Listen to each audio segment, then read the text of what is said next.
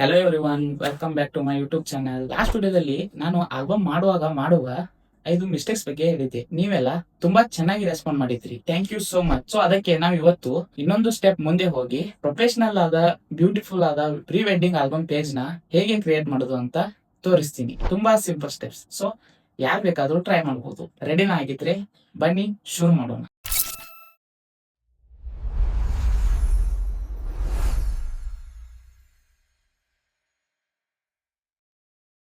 Okay, ಮೊದಲು ನಾನು Adobe Photoshop ನ ಓಪನ್ ಮಾಡ್ಕೋತೀನಿ. ನೀವು ಬೇರೆ ಯಾವುದೇ ಸಾಫ್ಟ್ವೇರ್ ಕೂಡ ಯೂಸ್ ಮಾಡಬಹುದು. ಕಾನ್ಸೆಪ್ಟ್ ಎಲ್ಲ ಒಂದೇನೆ. First and most important step ಬಂದ್ಬಿಟ್ಟು ಪೇಜ್ ಸೆಟಪ್ ಅಂತ. ಫಸ್ಟ್ ಫೈಲ್ ಗೆ ಹೋಗಿ ನ್ಯೂ ಅಂತ ಕ್ಲಿಕ್ ಮಾಡಿ, ಆಲ್ಬಮ್ ಸೈಜ್ ಸೆಲೆಕ್ಟ್ ಮಾಡಿ. ಸ್ಟ್ಯಾಂಡರ್ಡ್ ಸೈಜ್ ಬಂದ್ಬಿಟ್ಟು 12x36 ಇಂಚಸ್ ಇರುತ್ತೆ. ನಾನು ಇವತ್ತು 12x36 ತಗೊಳ್ತಿದ್ದೀನಿ. ಇದರಲ್ಲಿ ರೆಸೊಲ್ಯೂಷನ್ಸ್ ಕೂಡ ತುಂಬಾ ಇಂಪಾರ್ಟೆಂಟ್. ಪ್ರಿಂಟಿಂಗ್ ಕ್ವಾಲಿಟಿ ಚೆನ್ನಾಗಿ ಬರಬೇಕು ಅಂದ್ರೆ ಕಂಪಲ್ಸರಿ 300 DPI ಇಟ್ಕೊಳ್ಳಿ. ಕಲರ್ ಮೋಡ್ ನ CMYK ಸೆಲೆಕ್ಟ್ ಮಾಡಿ, ಬಿಕಾಸ್ ಇದು ಪ್ರಿಂಟಿಂಗ್ ಗೆ ಪರ್ಫೆಕ್ಟ್ ಆಗಿರುತ್ತೆ. ಓಕೆ, ಈಗ ಕ್ರಿಯೇಟ್ ಅಂತ ಕೊಡಿ. ಈಗ ನಮ್ ಬ್ಲಾಂಕ್ ಕ್ಯಾನ್ವಾಸ್ ರೆಡಿ ಆಯ್ತು. Next step photo selection. ಇದುವೇ ಡಿಸೈನ್ ನ ಸೋಲ್. ಒಂದು ಪೇಜ್ ಗೆ ಒಂದು ಸ್ಟೋರಿ ಇರೋ ತರ ಫೋಟೋಸ್ ನ ಸೆಲೆಕ್ಟ್ ಮಾಡಿ. ನಾನು ಈಗ ಒಂದು ಪ್ರೀ ವೆಡ್ಡಿಂಗ್ ಶೂಟ್ ನ 4 ಫೋಟೋಸ್ ಸೆಲೆಕ್ಟ್ ಮಾಡ್ಕೊಂಡಿನಿ. ಒಂದು ಫೋಟೋನ ಮೇನ್ ಫೋಟೋ ಆಗಿ ಇಡೋಣ, ಅಂದ್ರೆ ಅದು ಪೇಜ್ ನಲ್ಲಿ ದೊಡ್ಡದಾಗಿ ಹೈಲೈಟ್ ಆಗಿ ಕಾಣ್ಬೇಕು. ಈ ರೊಮ್ಯಾಂಟಿಕ್ ಫೋಟೋನ ನಾನು ಹೀರೋ ಇಮೇಜ್ ಮಾಡ್ತಿದ್ದೀನಿ. ರಿಮೈನಿಂಗ್ ಫೋಟೋಸ್ ನ ಇದಕ್ಕೆ ಸಪೋರ್ಟಿಂಗ್ ಇಮೇಜಸ್ ಆಗಿ ಪ್ಲೇಸ್ ಮಾಡೋಣ. ಜಸ್ಟ್ ಡ್ರ್ಯಾಗ್ ಅಂಡ್ ಡ್ರಾಪ್ ಮಾಡಿ,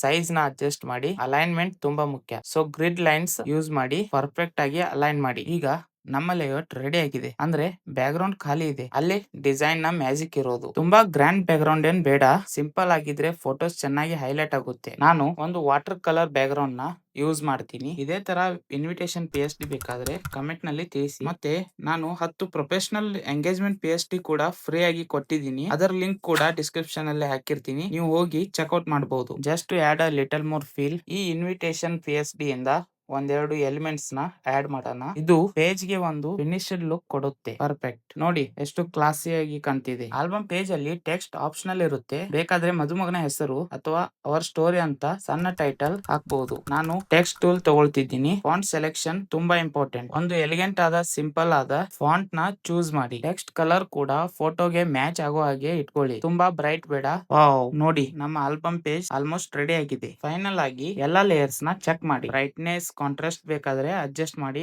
ಎಲ್ಲಾ ಪರ್ಫೆಕ್ಟ್ ಆಗಿದೆ ಅಂತ ಕನ್ಫರ್ಮ್ ಆದ್ಮೇಲೆ ಸೇವ್ ಮಾಡುದು. ಮತ್ತೆ ಫೈಲ್ ಗೆ ಹೋಗಿ ಸೇವ್ ಆಸ್ ಕಾಪಿ ಅಂತ ಸೆಲೆಕ್ಟ್ ಮಾಡಿ. ಫಾರ್ಮ್ಯಾಟ್ ನ JPEG ಅಂತ ಚೂಸ್ ಮಾಡಿ. ಕ್ವಾಲಿಟಿನ ಮ್ಯಾಕ್ಸಿಮಮ್ ಅಂದ್ರೆ 12 ಇಟ್ಟು ಸೇವ್ ಮಾಡಿ. And that's it. ನಮ್ಮ beautiful professional album page printing ಗೆ ರೆಡಿ ಆಗಿದೆ. ಸೊ ನೋಡಿದ್ರಾ, ಎಷ್ಟು ಈಸಿಯಾಗಿ ಕೇವಲ 5 ಸಿಂಪಲ್ ಸ್ಟೆಪ್ ನಲ್ಲಿ ಒಂದು ಸ್ಟನ್ನಿಂಗ್ ಆಲ್ಬಮ್ ಪೇಜ್ ನ ನಾವೇ ಕ್ರಿಯೇಟ್ ಮಾಡಬಹುದು ಅಂತ.